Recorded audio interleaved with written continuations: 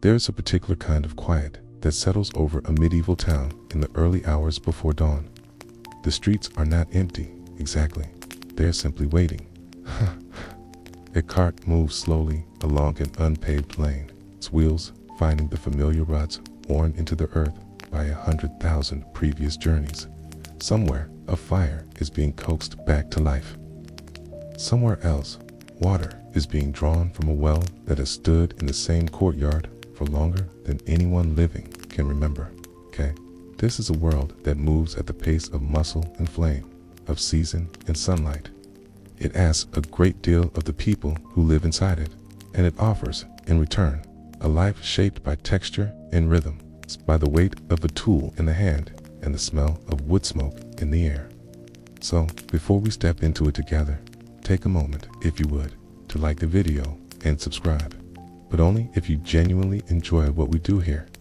And leave a comment, letting us know where you're tuning in from and what time it is for you right now. It's always something worth pausing on. The idea that people are settling into this same quiet world from so many different corners, at so many different hours of the night or day. Step quietly into it, then. There is no need to hurry. The animals themselves were often slaughtered nearby, sometimes in a yard behind the shop, sometimes in a designated area at the edge of town.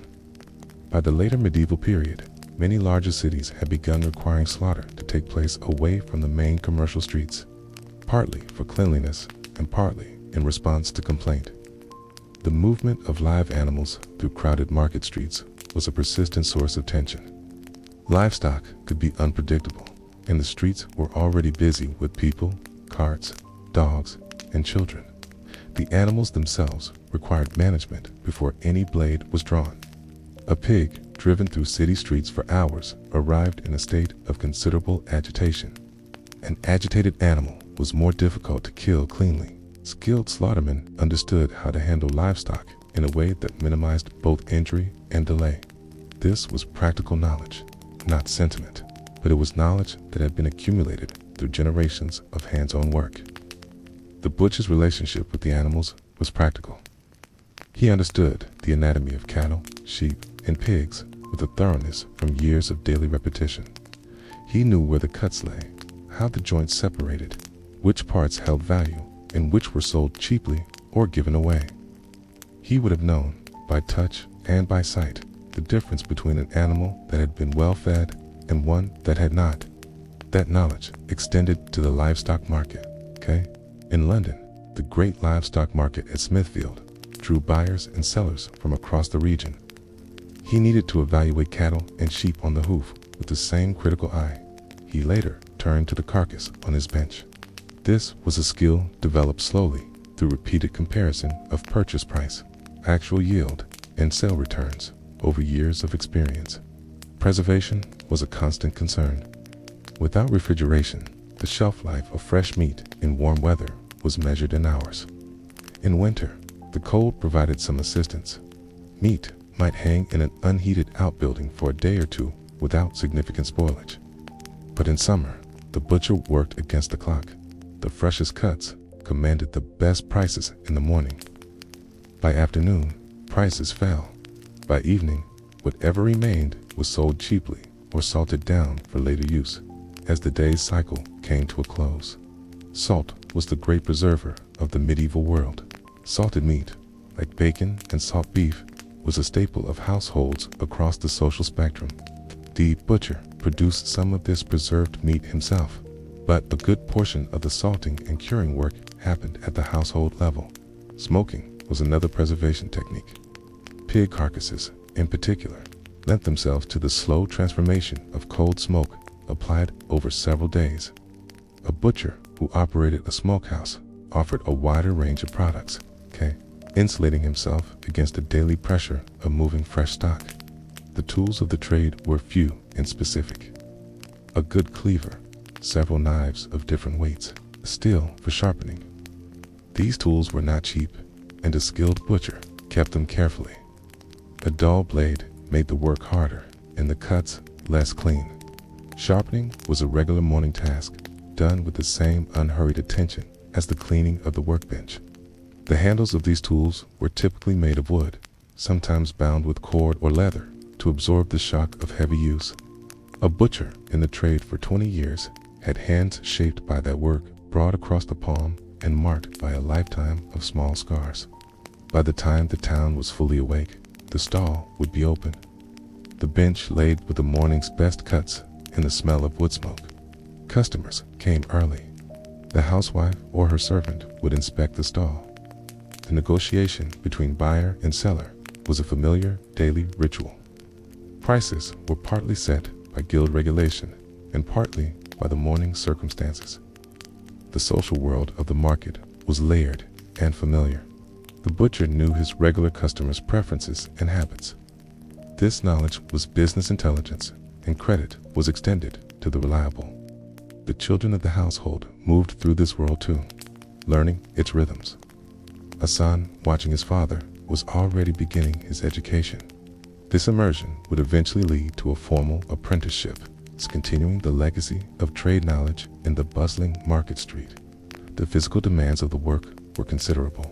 The lifting, the cutting, the standing for the length of a long market day. By the time the afternoon light began to soften, the butcher's back and arms would have accumulated the particular tiredness of sustained physical labor. There was no sharp boundary between work and rest, no clock to mark the official end of the day. The stall closed when the business was done, when the stock was sold or stored, when the light made further commerce impractical. The evening, then, was quiet. A meal, often including the less desirable cuts that had not sold, the offal and the cheaper portions that a wealthier customer would not have chosen, eaten at the family table. A fire tended, perhaps conversation, perhaps not, the candle burning low, and then, again, the dark. In the year 1368, a man named John de Houghton stood before the aldermen of the city of London and answered for his meat. The charge was specific. He had offered for sale a quantity of beef that had been deemed unfit for consumption. The inspectors, a body of senior guild members empowered to examine stalls and condemn substandard goods, had found the meat wanting. The demon weighed the evidence and delivered their judgment. De Houghton was fined, and the meat was confiscated and publicly destroyed. This was not unusual. The records of medieval London contained dozens of similar cases preserved in the letter books of the corporation. These registers recorded ordinances and legal proceedings with the steady, unhurried hand of professional administration. These records offer a direct window into the working life of a trade that left few other written accounts.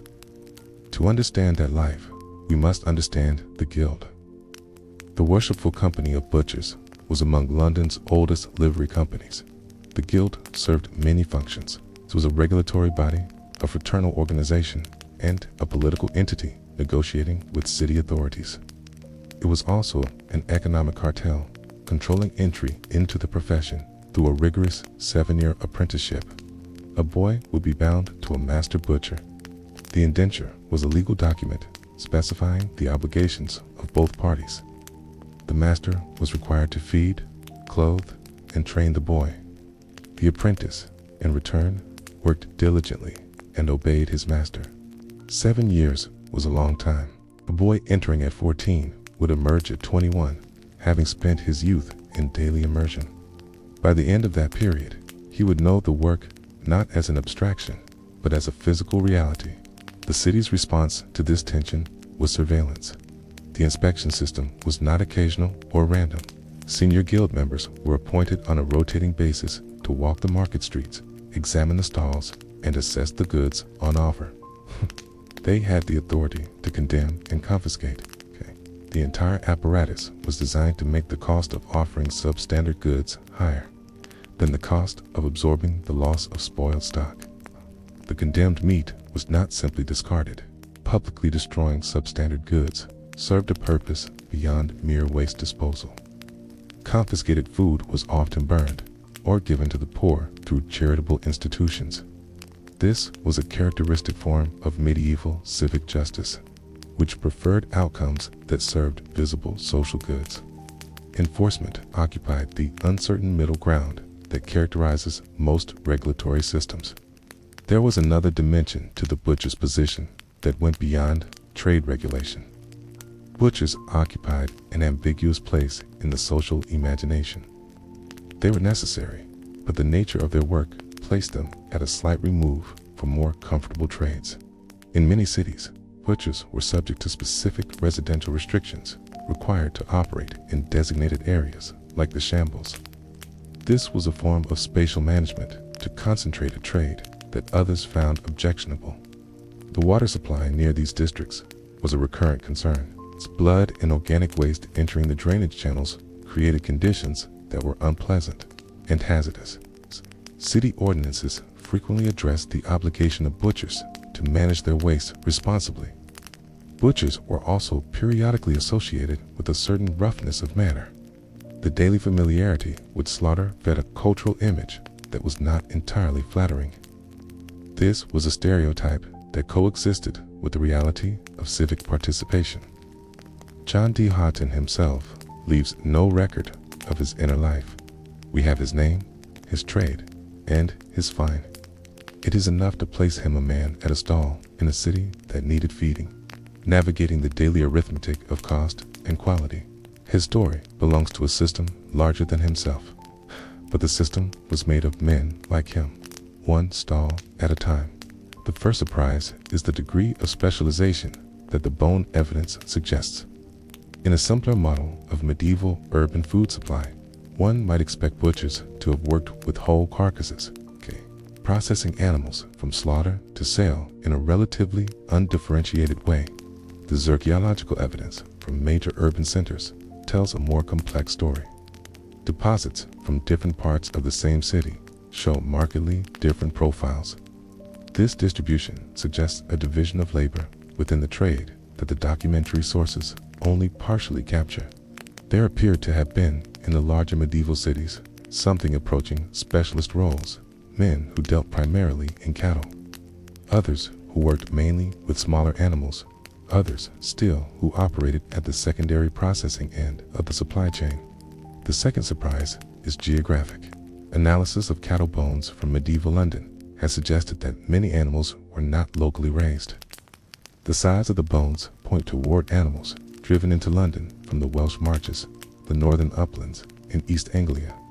Medieval cattle droving was a more organized and extensive system than its limited documentary trace might suggest. This implies a meat supply chain of some sophistication, connecting rural producers, drovers, urban livestock markets, and slaughtermen into an extended network.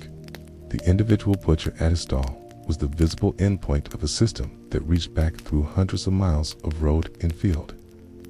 The drovers themselves are among the more shadowy figures in this supply chain. They appear rarely in records, since their work was largely rural. Livestock that arrived in poor condition were worth less.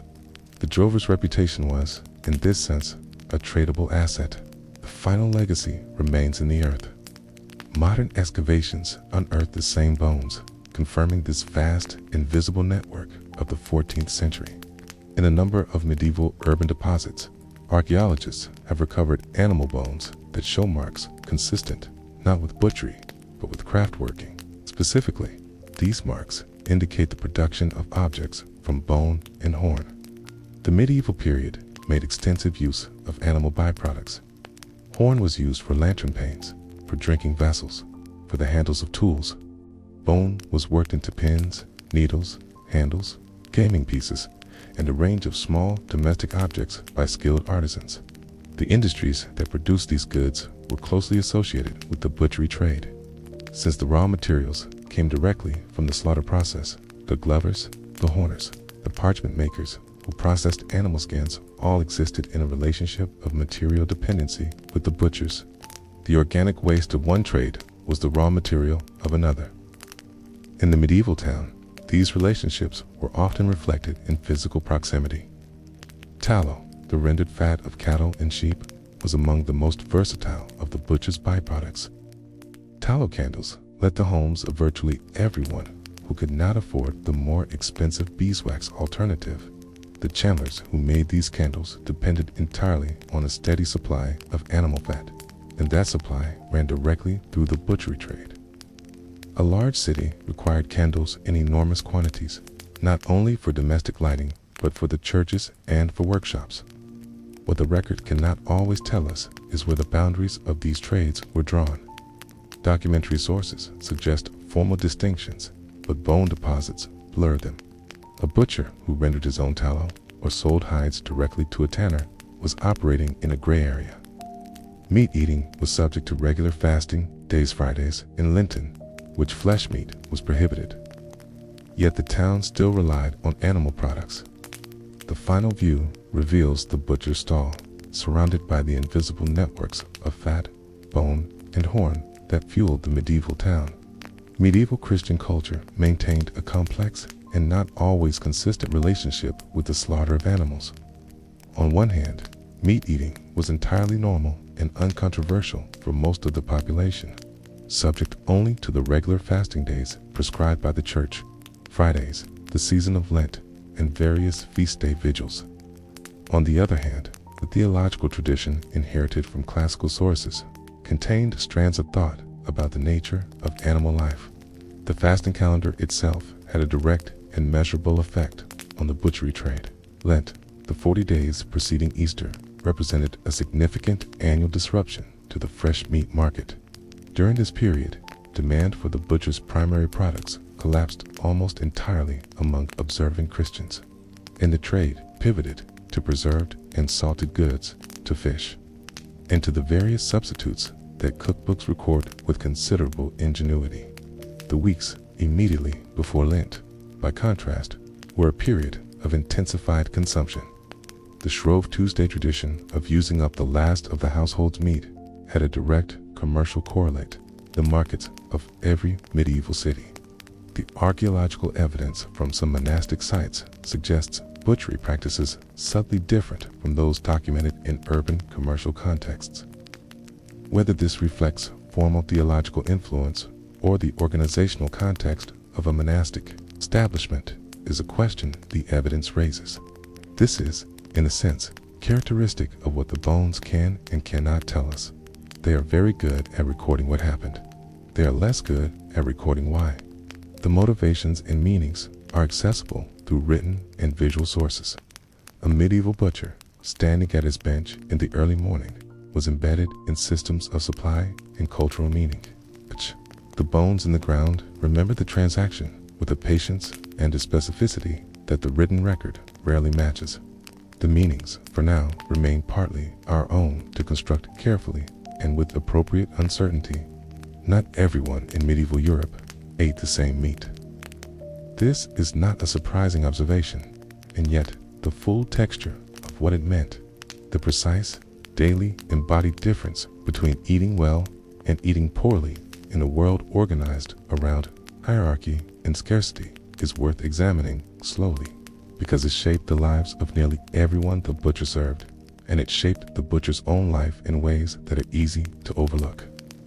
At the uppermost level of medieval society, the consumption of meat was not merely a nutritional act, it was a performance of status, a demonstration of wealth, and a participation in a symbolic language that everyone in the culture understood. The great households of the nobility, the castles, manor houses, and palaces, maintained kitchens staffed by specialists. In those kitchens produced, on feast days, displays of culinary abundance intended to be seen as much as eaten.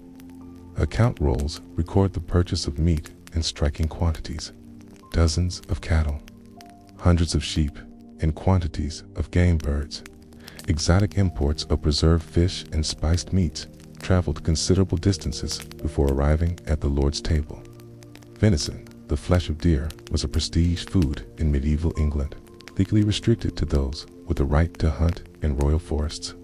The poaching of deer was a serious offense, pursued with a vigor that reflected both economic value and the symbolic weight of the restriction. To eat venison without the right to hunt, it was a transgression of the social order, a claim to a status one did not possess.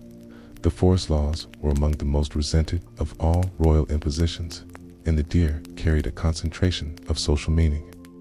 The enforcement of these laws fell to a dedicated apparatus, forest courts, and the foresters who patrolled and reported. A laboring man living on the edge of a forest who knew his family was hungry was not easily deterred by royal ownership. The tension between the legal exclusivity of venison and the material reality of need is one that the law never fully resolved. Game birds, pheasant, partridge, heron, swan occupied a similar symbolic space. The swan, in particular, was a royal bird. The elaborate presentation of whole roasted birds, sometimes dressed back in their own feathers, was a form of theater. These goods arrived at great tables by way of hunting parties, royal gifts, and carefully maintained networks of aristocratic exchange. The butcher of the shambles had no part in supplying these. They moved through different channels belonging to the very apex of society. What the urban butcher supplied, primarily, was beef, mutton, and pork, the workhorses of the medieval diet across the middle and lower social strata. The differences between what the prosperous merchant household ate and what the laboring family could afford were considerable and consistent. The better cuts, the joints, the loins, commanded prices that placed them beyond the daily reach of wage laborers. A building worker in 14th century England was operating within a food budget that required careful management. The cuts available at the price point a laboring family could sustain were the cheaper ones, offal, trotters, and parts that required long cooking. The Black Death itself reshaped the conditions of the butchery trade in ways both direct and indirect. London may have lost 40% or more of its inhabitants. For the butchery trade, these losses had paradoxical effects. Akina, the immediate disruption was severe. Customers died, suppliers died. The market was interrupted by fear. But in the longer term, the reduction in population shifted the balance between labor, supply, and demand. Wages rose. The purchasing power available to ordinary households increased. And this expressed itself through a greater capacity to buy meat. The variety of offal consumed was a testament to the thoroughness with which a medieval carcass was used. Tripe, liver, kidneys, and heart were available. Blood was incorporated into puddings and sausages. The head of a pig produced a gelatinous brawn. This culture of comprehensive use was a general characteristic of the medieval approach to food animals, present at every social level. What differed was the latitude available for selectivity. The wealthy could afford to be particular. The laboring family could not. The cookery literature of the medieval period, sparse as it is by the standards of later centuries, Quiche offers some evidence for how these different social registers engaged with the same raw materials. Quiche, the great recipe collections that survived from the 14th and 15th centuries, works like the Femme of Curie, compiled for the royal household of Richard II, or the slightly later Ménagère de Paris, a household management guide addressed to a prosperous bourgeois wife, deal almost entirely in the cooking of the better cuts. The roasts and stews and elaborate presentations that characterized a prosperous kitchen, the cooking of offal and the cheaper secondary cuts is largely absent from these texts. This is not because such cooking did not exist. The bone evidence and dietary reconstructions make clear that it was ubiquitous, but because it was not the kind of cooking that anyone thought worth writing down. It was knowledge held in the hands and habits of the households that practiced it, transmitted without ceremony and leaving no literary record. The butcher himself occupied an interesting position within this social landscape. He was neither wealthy nor poor in the manner of the extremes he served. In the larger cities, a successful master butcher, one who had built a reliable customer base, maintained his guild standing, and managed his purchasing and pricing with reasonable skill, could accumulate modest prosperity over a working lifetime. Guild records from London and other major centers include butchers among the middling tradesmen who made wills, owned property, and occasionally made charitable bequests to parish churches or guild fraternities. This was not wealth on the scale of the great merchants who traded in wool or cloth, but it was a stable sufficiency that placed the successful butcher well above the laboring poor he served each morning. There was, however, a persistent vulnerability in the trade, the dependence on livestock prices, which fluctuated with harvests, with disease among cattle and sheep, and with the general disruptions of a world in which weather and epidemic moved without warning. An outbreak of disease could devastate the supply chain, driving up prices at market faster than a butcher could adjust. A poor harvest meant less fodder, which meant thinner animals, more difficulty turning a profit on each purchase. The butcher's position meant that he absorbed the price pressures from both directions simultaneously. The long-term consequences of the medieval butchery system on European society are visible in ways that extend beyond food supply. Spatial organization of the medieval town around the meat trade, the shambles districts, the designated slaughter areas, established patterns of urban geography that persisted for centuries. In many cities, street names recorded these functions long after the trades moved. The shambles in York, the flesh market in Edinburgh, the Rue de la Boucherie in French towns. The physical memory of the medieval meat trade was written into the urban fabric in ways that endure even now. This street-level geography was not merely incidental. The clustering of related trades in defined urban zones created conditions for industrial districts. These concentrations made enterprises more efficient by reducing the transaction costs of obtaining raw materials and disposing of waste. The horner who set up his workshop near the shambles was making a rational location decision, minimizing the distance for heavy and perishable materials. Over time, these decisions became self-reinforcing. The guild system codified these spatial arrangements, giving institutional form to patterns of economic logic. The principle that a skilled trade required formal training and collective oversight persisted, contributing to the development of later professional organizations. The underlying logic of organized professional identity, the distinction between the qualified practitioner and the unqualified interloper, did not disappear. Medieval dietary patterns shaped agricultural systems. The centrality of beef to the English diet had roots in the medieval livestock economy and pasture agriculture. These associations were built from the daily transactions of men like John de Haughton, selling what the city needed to eat. The distance between the great lord's feast table and the laboring family's pot of tripe was, in material terms, very large. Both were shaped by the same supply chains and seasonal rhythms. Both ends of the social spectrum needed the butcher. That interdependence required no ceremony. It asked only that the bench be ready, the knives be sharp, and the meat be worth its price.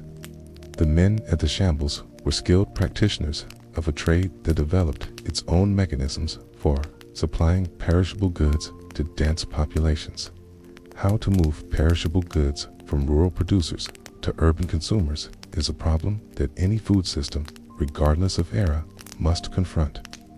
Somewhere beneath those streets, the bones wait, still, patient, specific, and full of the information they were never intended to carry. This street-level geography was not merely incidental. The clustering of related trades in defined urban zones created conditions for the development of industrial districts. Concentrations of complementary activity made enterprises more efficient by reducing the costs of obtaining raw materials and disposing of waste. The horner who set up his workshop near the shambles was making a rational decision, minimizing the distance over which heavy and perishable materials were transported. Over time, these decisions became self-reinforcing. The guild system codified these spatial arrangements, giving institutional form to patterns of economic logic. The principle that a skilled trade required formal training, regulated entry, and collective oversight of standards persisted through the early modern period. The guilds lost regulatory power from the 16th century onward as market economies developed and centralized state authority expanded at the expense of local bodies. But the underlying logic of organized professional identity and collective standard setting did not disappear. It transformed, finding new institutional expressions in later centuries. The dietary patterns established in the medieval period, had long consequences, shaping agricultural systems and the centrality of beef to the English diet. These associations were built from the daily transactions of men like John de Haughton, standing at their benches selling what the city needed to eat. The distance between the Lord's feast table and the laboring family's pot of tripe was large in material terms, but structurally they shared supply chains. That interdependence was an organizing fact of medieval urban life. It required only that the bench be ready and the knives be sharp. The men at the shamble stalls were skilled practitioners, managing the inherent difficulties of supplying perishable goods to dense urban populations. The medieval solutions were adapted to their conditions. Their ingenuity was maintained, generation by generation, in the narrow streets of cities we still recognize. And somewhere beneath those streets, the bones wait, still patient, specific, full of the information they were never intended to carry. The medieval butcher did not think of himself as history.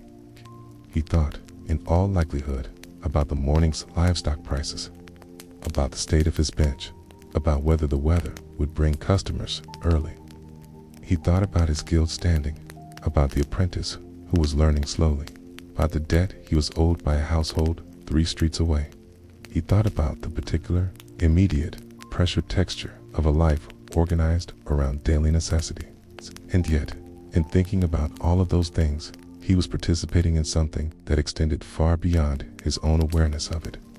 He was part of a system of supply and regulation, of social hierarchy and material exchange that fed cities and shaped landscapes. The bones in the ground remember him. The street names remember him.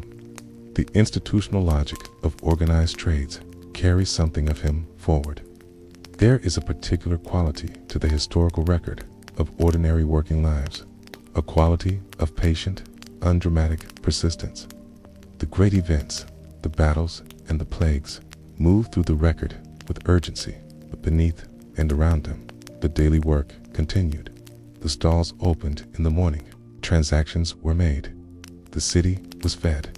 Imagine the particular cold of a stone-paved lane before the sun has reached it, the smell of wood smoke, the sound of iron wheels. It was not comfortable by any standard we would recognize. It was not safe in the ways we take for granted. And yet, it was a life, fully lived, castured, specific, embedded in community and trade, in the recurring negotiation with the world. The fire that warmed the workshop burned the same way fire burns now. The cold he felt was the same cold. These are small continuities, perhaps, but they are real ones, right? Now, in the quiet distance between that world and this one,